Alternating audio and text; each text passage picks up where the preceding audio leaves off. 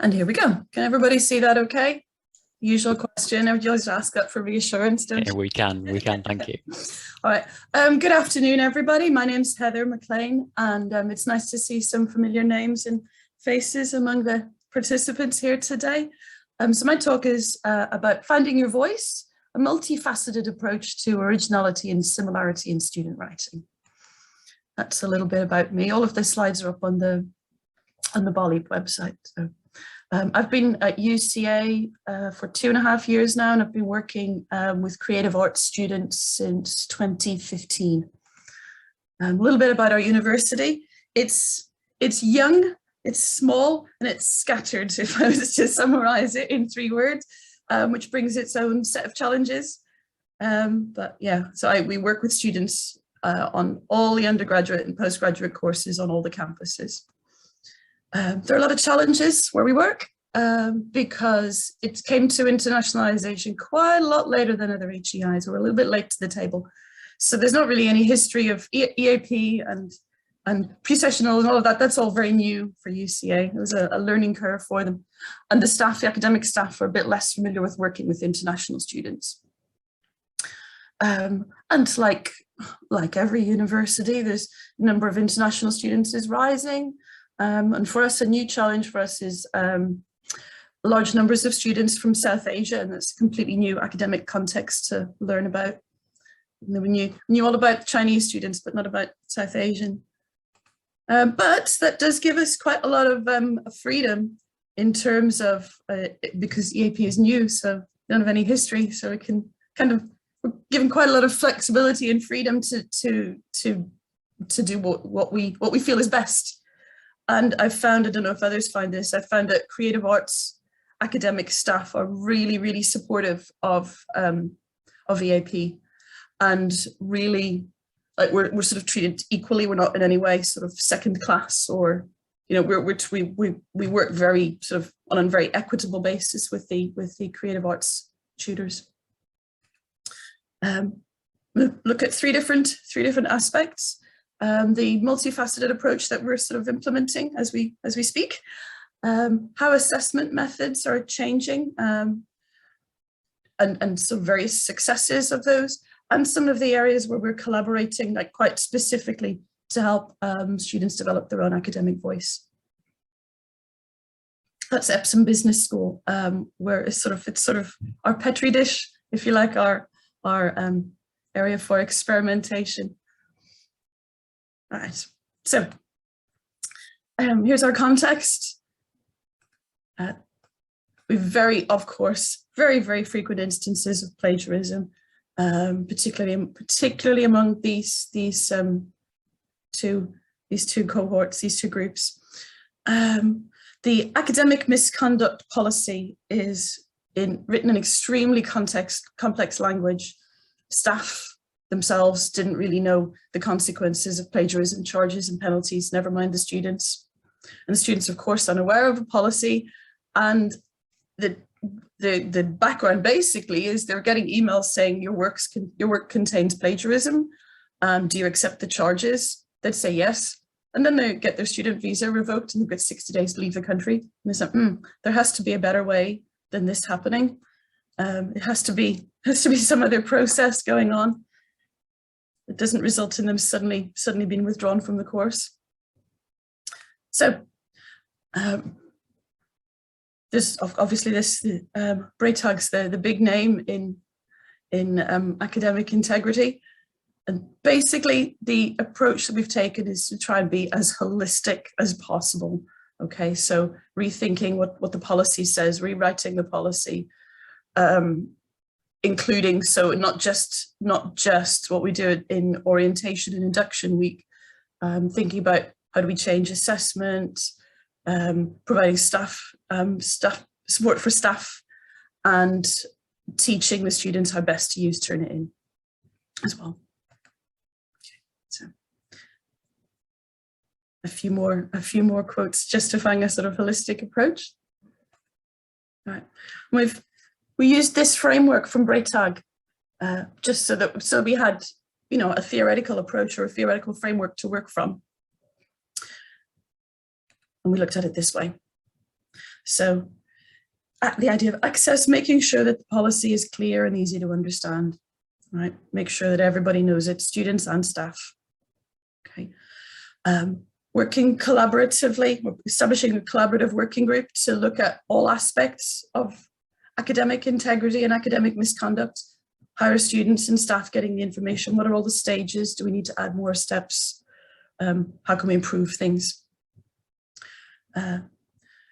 Making sure that everybody's roles and responsibilities are really clearly defined so everybody knows what's their part, particularly around the academic staff. We have a lot of sessional academic staff, and some of them really were not familiar with, everybody assumes that the students get this information somewhere else, right? So there's an element of that happening. Then making sure that the information we provide is clear, well structured, and making sure that we have a variety of strategies so that students are told or can receive this information in a variety of ways. Okay. So we set up this working group. This came about because myself and a member of the student support team had sat in one too many meetings with students who'd just lost their visa. And it seemed like they said they didn't know about plagiarism. And the question is, how do we know they didn't know? How do we know this? And we sat in one too many meetings like this, and then thought, right, okay, how are we going to solve this? And this academic integrity working group was set up through the head of library services, who organized us and brought us all together to focus on these areas. Okay, clarifying the policy, making sure it was clear for staff and students, creating this e-learning toolkit for students. The idea being that they could do the e-learning module, print a certificate, which could then be added to the unit assessments, going, look, I've done this. Improve the student induction workshops significantly, so spelling out exactly what happens if you plagiarize, and how to use Turnitin to help you. Okay, introducing a stage that this happened quite organically, introducing a stage for first offences, an intervention, so that they didn't just go, bam, you've plagiarized, out you go, so that there was a chance for to give guidance and improve and allow resubmission and show that they've learned. And then introducing this idea of integrated workshops and integrated assessment, which I'll talk about a little later. Okay, so this is who worked together. The head of library services pulled us all together very effectively and made us work to a very tight deadline to create this academic integrity toolkit. I will stop sharing for just a moment and share it via a link, because I'm not 100% sure that Zoom will share from PowerPoint. Let's just do it this way. I'll show you what we made. It's lovely. All right. So you can all see my my screen, I hope. Yeah, this sits on the library website, and there are basically lots of little videos that we all recorded. Learning support tutors and me. I did the last 3. And the students watch the little video, watch the presentation, do a little test. Come all the way down here, do a little test, and then get a certificate of completion. Okay, and then that can then be downloaded and submitted as part of their unit assessments. We pulled this together really quite quickly. It was quite impressive how the head of library services managed to pull us together so very quickly to do it. I'll come back to my slide.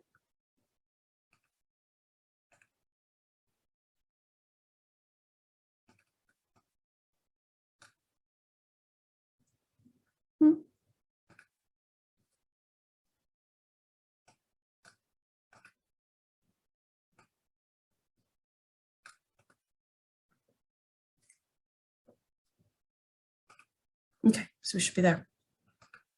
All right, so we made this little toolkit, and the next thing was, okay, I've got to tell people about it.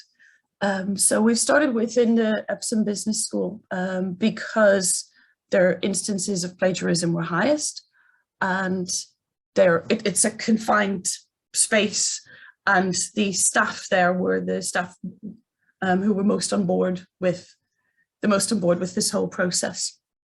As we started with the business school to then roll it out across the rest of the university. It's at the submitting the completion certificate as part of the unit assessments will begin in the last week of November. There we go. In the last week of November, it will go on unit submissions for the first time. And assuming it's successful, will then be rolled out across the whole of UCA. This is not rocket science, but we refined the induction workshops so that it was really spelled out very, very clearly to students about the consequences of plagiarism, the implications for their visa particularly, and then how to turn it into correct, to avoid plagiarism. I put in a little example of what we had to do. So this is what the part of the regulations policy looks like. It's really not clear. So this is this area here, 250 to 350 points. All units in that stage awarded 0. Okay, what does that mean? What that means is this: students can't resubmit. All the units in that year are awarded 0. You have to leave UCA and repeat units the next academic year. So I had to spell a lot of stuff out so it was much clearer. Okay, because that bit just was not clear for students or staff. I just wanted to show this slide as another example of what we're doing in the student induction about buying essays online, because it's so very, very obvious in terms of being off topic or an inappropriate choice of company or brand, or not matching reflective journals or research journals. Or being weirdly too fluent. So those are the first stages, how improving what, making the toolkit and improving what the induction workshops look like. And then we moved to these sort of intervention workshops. Basically, that meant a meeting with me or one of my team, and we'd take them through turn it in similarity reports and go, hey, look, what we're going to do here, how we're going to fix things, and then allowing them a period of time to resubmit. It's worked really, really, really successfully and will now be rolled out across all of the business school. It sort of happened organically, that one, but it was extremely effective. Okay, so wanted to look a little bit at the kinds of assessments that are happening in the business school. It's very, very interesting. Again, this is sort of happening organically and is now taking more shape across more courses. Again, I'm sure this is no surprise to anybody working in EAP. For us in the creative disciplines, there's what it means is very often there's no primary research. They're just not doing any primary research, so they've got no voice. There's nothing. They're skipping a step. They'll submit assignments saying, oh, I'm going to do this research and this methodology, but they don't actually write about the research. You get these funny sort of empty essays where they've written about what they're going to do and then write their conclusions like, hang on, that wee bit in the middle, that research, So it's a question of what are they being asked to submit and how can they evidence this research and coursework in their final submissions?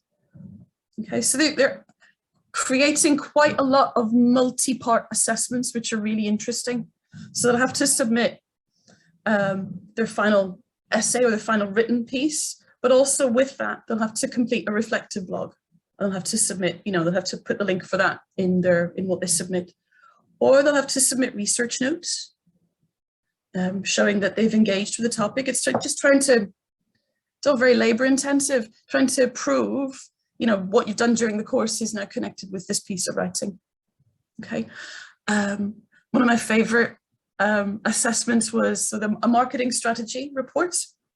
So there was a presentation, a report, the research notes, and then this killer task, which was this 500-word critical reflection based on feedback received from 2 peer reviews. Said to get 2 students to look at their marketing strategy, give them feedback, and then write a reflection on that. It was very clever, as well as the research notes. The idea of the annotated bibliography to show that they're actually doing research and again, engaging. Right? And then another point I've noticed is, so because if you say choose a brand, that's very open, and then you can go away and buy your essay. So very, very specific, choose one of these 4 brands. Very much more specific in focus. And again, actually using templates and frameworks and asking leading questions. They have to answer that question specifically, so that they're reflecting and engaging, and makes it much, much harder for them to go and buy something. It's much more integrated. You can still copy paste your research notes. It's not perfect. It's a lot more labor intensive, I think, in terms of cross-referencing everything. However, it's also labor intensive to prove that somebody's plagiarized their entire essay or bought their essay. It's getting there. There are lots of various approaches, but there are lots of different approaches, but it's not yet UCA wide. It's my vision for the next couple of years. But I think the idea of adding extra pieces, extra documents to prove that you've done the work is probably the way forward. Okay, let's talk a little bit about the kinds of things that we're collaborating on with the academic staff. So we know all of these things, I'm sure. Nothing surprising there. It's the same kind of context. And I like again, it's this idea of it being our support, but what we do being embedded, being targeted, and then providing a variety of activities and repeating it and repeating it and repeating it. So all they ever hear from me is about academic integrity. Right. So this is a lovely project that we started working on, where tutors wanted to have a layer of formative assessment, so they could see, okay, this is how you prove if that essay you've submitted at the end is yours. You put a formative assessment in, you put a draft in, but they don't have time to mark them. So we come up with this, we hatched this plan to, the tutor would set the assessment, and that I'd be the one that sort of looked at what they'd submitted and helped them correct what they'd submitted in terms of referencing and paraphrasing. And we just finished this one last week.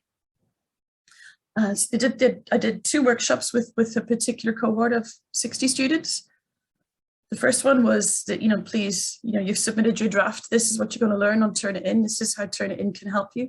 So they'd understand the idea of the highlighting and what's being highlighted, and not just look at the percentage and understand how to use it. And then a week later, I took actual examples. I went through their submissions and took examples from their writing and anonymized it. And we corrected those in the session. And they found that really, really useful, because that was their work being, they were getting a real tangible benefit from it. So this is 2 minutes, Heather, sorry. Brilliant, thank you. Just about finished. So this is, I think, something that has a lot of potential, this idea of co-assessing in a way, and it's genuinely collaborative, and yeah, it's a potentially good direction for us to go in terms of the AP. Okay, I don't need to go into lots of detail here at the end, but of course, all of this sort of informs how we teach on the pre-sessional courses and the kind of embedded support that we provide at UCA. And we're lucky enough that we're able to provide weekly, or indeed twice weekly, support sessions for all UCA students. And we're very specifically focused around their unit and their submission requirements, which means the syllabus is kind of co-created with the academic staff. Okay, focusing on these 3 areas. I'll just quickly whiz through these. I've got 18 seconds.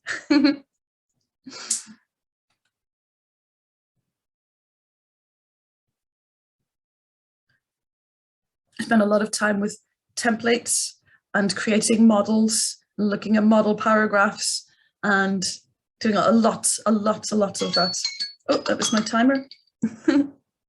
We spent a lot of time teaching. I learned this word while I was doing the research for this presentation, lexical bundles. I would have said sentence stems, but there you go. We spent a lot of time teaching this kind of language, so forcing them in a trajectory of having an opinion and having voice. Okay. And again, yeah, it has, of course, implications for what we do. We're lucky enough, again, to have 2 non-credit bearing units for intersessional EAP, which are very heavily focused on these areas.